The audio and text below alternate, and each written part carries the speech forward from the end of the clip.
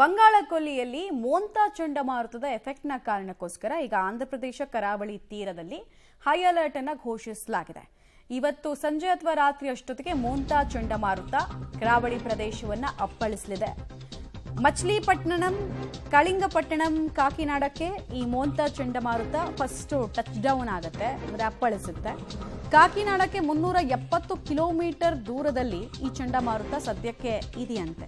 Track ಮಾಡ್ತಾ ಇದ್ದಾರೆ ಚಂಡಮಾರುತವನ್ನ. ಗಂಟೆಗೆ 110 ಕಿಲೋಮೀಟರ್ನ ವೇಗ, ಅಂದ್ರೆ ಅದರ ಸ್ವಭಾವ ಹೇಗಿದೆ ಅನ್ನೋದನ್ನ ಕೂಡ ನೋಡ್ತಿರ್ತಾರೆ ಅಧಿಕಾರಿಗಳು, ಸಿಬ್ಬಂದಿಗಳು. ಸೌಮ್ಯ ಸ್ವಭಾವದ ಅಥವಾ ವಿಪರೀತವಾಗಿ ಡಿಸ್ಟ್ರಾಯ್ ಮಾಡಿಬಿಡುತ್ತಾ, ಯಾವ ಸ್ಪೀಡಿಗೆ ಕಂಟ್ರೋಲಿಗೆ ಬರುತ್ತೆ, ಇದೆಲ್ಲವನ್ನ ಕೂಡ ಚೆಕ್ ಮಾಡ್ತಾ ಇದ್ದಾರೆ, ಅಂದಾಜು ಮಾಡ್ತಿದ್ದಾರೆ. ಆಂಧ್ರದ 1419 ಹಳ್ಳಿಗಳು ಮತ್ತು 44 ಪಟ್ಟಣಗಳ ಮೇಲೆ ಇದು ಪರಿಣಾಮವನ್ನು ಬೀರುವಂತಹ ಸಾಧ್ಯತೆ ಇದೆ. ಈಗಾಗಲೇ ವೆದರ್ ಕಂಡೀಷನ್ ಚೇಂಜ್ ಆಗಿದೆ ಕಂಪ್ಲೀಟ್ ಆಗಿ. ಕಡಲು ಕೂಡ ಪ್ರಕ್ಷುಬ್ಧಗೊಳ್ತಾ ಇದೆ. ಕರ್ನಾಟಕದಲ್ಲೂ ಕೂಡ ಹವಾಮಾನ ವೈಪರೀತ್ಯಗಳು ಆಗುವಂತಹ ಸಾಧ್ಯತೆ ಇದೆ. ನಾವು ಚೇಂಜಸ್ ಅನ್ನು ಆಲ್ರೆಡಿ ನೋಡೋದಕ್ಕೆ ಸ್ಟಾರ್ಟ್ ಮಾಡ್ತಾ ಇದ್ದೀವಿ. ಕಂಪ್ಲೀಟ್ ಆಗಿ ಕೂಲ್ ವೆದರ್ ಅನ್ನು ನೋಡ್ತಾ ಇದ್ದೀವಿ. ಇದು ಕೂಡ ಮೋಂತಾ ಚಂಡಮಾರುತದ ಎಫೆಕ್ಟ್ ಅನ್ನೋ ವಿಶ್ಲೇಷಣೆ. ಕರ್ನಾಟಕದಲ್ಲಿ ಇಂದಿನಿಂದ 2 ದಿನಗಳ ಕಾಲ ಮಳೆಯಾಗುವ ಸಾಧ್ಯತೆ ಇದೆ. ಬೀದರ್, ಯಾದಗಿರಿ, ವಿಜಯಪುರ, ಕಲಬುರಗಿ ಭಾಗದಲ್ಲಿ ಮಳೆ ಆಗುತ್ತೆ ಅನ್ನೋದರ ಮಾಹಿತಿ. ಭಾರೀ ಮಳೆಯ ಮುನ್ಸೂಚನೆ ಹಿನ್ನೆಲೆಯಲ್ಲಿ ಯೆಲ್ಲೋ ಅಲರ್ಟ್ ಅನ್ನು ಘೋಷಣೆ ಕೂಡ ಮಾಡಿದ್ದಾರೆ. ಬೆಂಗಳೂರಿನಲ್ಲಿ 2 ದಿನ ಮೋಡ ಕವಿದ ವಾತಾವರಣ, ಇದೇ ವೆದರ್ ಕಂಡೀಷನ್ ಕಂಟಿನ್ಯೂ ಆಗುತ್ತಂತೆ. ಕರ್ನಾಟಕದ ಕರಾವಳಿ ಭಾಗದಲ್ಲೂ ಕೂಡ ಸಾಧಾರಣ ಮಳೆ ಆಗಬಹುದು, 100 ಮಿಲಿಮೀಟರ್ ಒಳಗಡೆ ಮಳೆ ಆಗಬಹುದು ಅಂತ ಹೇಳ್ತಾ ಇದ್ದಾರೆ. ರೆಡ್, ಆರೆಂಜು, ಯೆಲ್ಲೋ ಅಲರ್ಟ್, 3 ಅಲರ್ಟ್ಗಳನ್ನು ನಾವು ಯೂಶಲಿ ನೋಡ್ತೀವಿ. ಬೇರೆ ಬೇರೆ ರೀತಿಯಲ್ಲಿ ಎಫೆಕ್ಟನ್ನು ತರಬಹುದು. ಸೊ ಈ ವಿಚಾರದ ಬಗ್ಗೆ ಮಾತನಾಡೋದಕ್ಕೆ ಪಬ್ಲಿಕ್ ಟಿವಿಯ ಜೊತೆ ಭಾರತೀಯ ಹವಾಮಾನ ಇಲಾಖೆಯ ಬೆಂಗಳೂರು ಕೇಂದ್ರ ಕಚೇರಿಯ ವಿಜ್ಞಾನಿ CS ಪಾಟೀಲ್ ಅವರಿದ್ದಾರೆ. ಮಾತನಾಡಿಸ್ತಾ ಹೋಗ್ತೇನೆ. ಸರ್, ಎಷ್ಟು ಎಫೆಕ್ಟ್ ಆಗ್ಬೋದು? ಬೆಂಗಳೂರಿಗೆ ಇವತ್ತು ಅಕ್ಟೋಬರ್ 28ರಂದು ಮೋಡ ಕವಿದ ವಾತಾವರಣವಿರ್ತೈತಿ ಮತ್ತು ಇದು ಕೆಲವು ಕಡೆ ಸಾಧಾರಣವಾಗಿ ಮಳೆಯನ್ನು ತರಬಹುದು. ಅಕ್ಟೋಬರ್ 29ರಂದು ಕೆಲವು ಕಡೆ ಹಗುರವಾಗಿ ಬೆಂಗಳೂರಿನಲ್ಲಿ ಮಳೆ ಆಗ್ಬೋದು. ಅಕ್ಟೋಬರ್ 30ರಿಂದ ಮಳೆಯ ಪ್ರಮಾಣ ಕಡಿಮೆ ಆಗುವ ಸಾಧ್ಯತೆ ಐತಿ.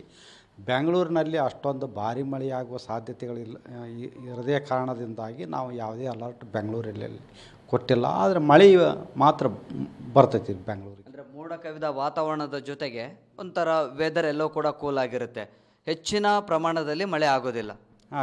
ಬೆಂಗಳೂರಿನಲ್ಲಿ ಹೆಚ್ಚಿನ ಪ್ರಮಾಣದಲ್ಲಿ ಮಳೆ ಆಗಲ್ಲ, ಆದರೆ ಕೆಲವು ಕಡೆ ಹಗುರದಿಂದ ಸಾಧಾರಣವಾಗಿ ಮಳೆ ಆಗ್ತೈತಿ. ಮತ್ತು ಮೋಡ ಜಾಸ್ತಿ ಇರೋದರಿಂದ ನಮಗೆ ಸೂರ್ಯನ ಬೆಳಕು ಭೂಮಿಯನ್ನು ತಲುಪದೇ ಕಾರಣವಾಗಿ ನಮಗೆ ಗರಿಷ್ಠ ಉಷ್ಣಾಂಶ, ಹಗಲಿ ಹೊತ್ತಿನಲ್ಲಿ ಉಷ್ಣಾಂಶ ಇಳಿಕೆ ಆಗುವ ಸಾಧ್ಯತೆಗಳು ಅದಾವೆ.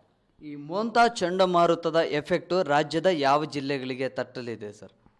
ಮೋಂತಾ ಚಂಡಮಾರುತವು ಕರ್ನಾಟಕದ ಉತ್ತರ ಒಳನಾಡಿನ ಜಿಲ್ಲೆಗಳಲ್ಲಿ ಮಳೆಯನ್ನು ತರ್ತೈತಿ. ಬೀದರು, ಕಲಬುರಗಿ, ಯಾದಗಿರಿ, ರಾಯಚೂರು, ವಿಜಯಪುರ, ಬಾಗಲಕೋಟೆ ಜಿಲ್ಲೆಗಳಿಗೆ ಇದು ಭಾರಿ ಮಳೆಯನ್ನು ತರಬಹುದು. ಆದರೆ ದಕ್ಷಿಣ ಒಳನಾಡಿನ ಜಿಲ್ಲೆಗಳಲ್ಲಿ ಹಲವು ಕಡೆ ಹಗುರದಿಂದ ಸಾಧಾರಣವಾಗಿ ಮಳೆಯಾಗುವ ಸಾಧ್ಯತೆಗಳದಾವು. ಮತ್ತು ಕರಾವಳಿ ಜಿಲ್ಲೆಗಳಲ್ಲಿ ಅಕ್ಟೋಬರ್ 28, 29, 30ರಂದು ಹಲವು ಕಡೆ ಸಾಧಾರಣವಾಗಿ ಮಳೆಯಾಗುವ ಸಾಧ್ಯತೆಗಳದಾವು.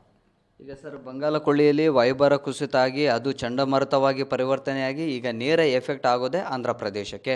ಸೊ ಆಂಧ್ರ ಪ್ರದೇಶದಲ್ಲಿ ಪರಿಸ್ಥಿತಿ ಹೇಗಿರಬಹುದು? ಎಷ್ಟು ದಿನಗಳ ಕಾಲ ಮಳೆ ಬರ್ಬೋದು? ಎಷ್ಟು ಹಾನಿ, ಅಂದರೆ ಎಷ್ಟು ಪ್ರಮಾಣದಲ್ಲಿ ಇದು ಎಫೆಕ್ಟ್ ಆಗ್ಬೋದು ಅಂತ?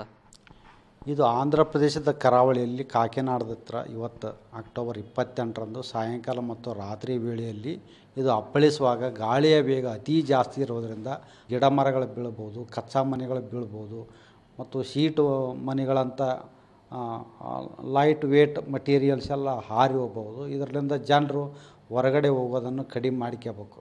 ಪಶ್ಚಿಮ ಬಂಗಾಳದಿಂದ ಕಾಕಿನಾಡ, ಮಚಲಿಪಟ್ಟಣಂ ಮತ್ತು ವಿಶಾಖಪಟ್ಟಣಂ ಸುಮಾರು ಒಂದು 370 ಕಿಲೋಮೀಟರ್ ಅಂತರದಲ್ಲಿ 110 ಕಿಲೋಮೀಟರ್ ವೇಗದಲ್ಲಿ ಗಾಳಿ ಬೀಸುತ್ತೆ ಸರ್. ಸೊ ಈಗಾಗಲೇ ಸುಮಾರು ಅಲ್ಲಿ ಮಳೆ ಪ್ರಮಾಣ ಕೂಡ ಹೆಚ್ಚಾಗಿದೆ. ಸೊ ಅದು ಪ್ರವಾಹದ ಸ್ಥಿತಿಯನ್ನು ಅದು ನಿರ್ಮಾಣ ಮಾಡ್ಬೋದಾ, ಅಥವಾ ಯಥಾಸ್ಥಿತಿ ಇದೇ ರೀತಿಯಲ್ಲಿ ಮಳೆ ಬರ್ತಾ ಇರುತ್ತೆ, ಬಿರುಗಾಳಿ ಬೀಸ್ತಾ ಇರುತ್ತೆ, ಇದೇ ಸ್ಥಿತಿನೇ ಮುಂದುವರಿತಾ ಹೆಂಗೆ? ಇಲ್ಲ, ಯಾವುದೇ ಚಂಡಮಾರುತವು ಬಿರುಗಾಳಿ ಜೊತೆಗೆ ಮಳೆನೂ ಜಾಸ್ತಿ ಇರ್ತೈತಿ. ಈ ಮಳೆ ಜಾಸ್ತಿ ಆಗಿರೋದ್ರಿಂದ ಅಲ್ಲಿ ಪ್ರವಾಹ ಆಗ್ತೈತಿ. ಅದು ಓಕೆ.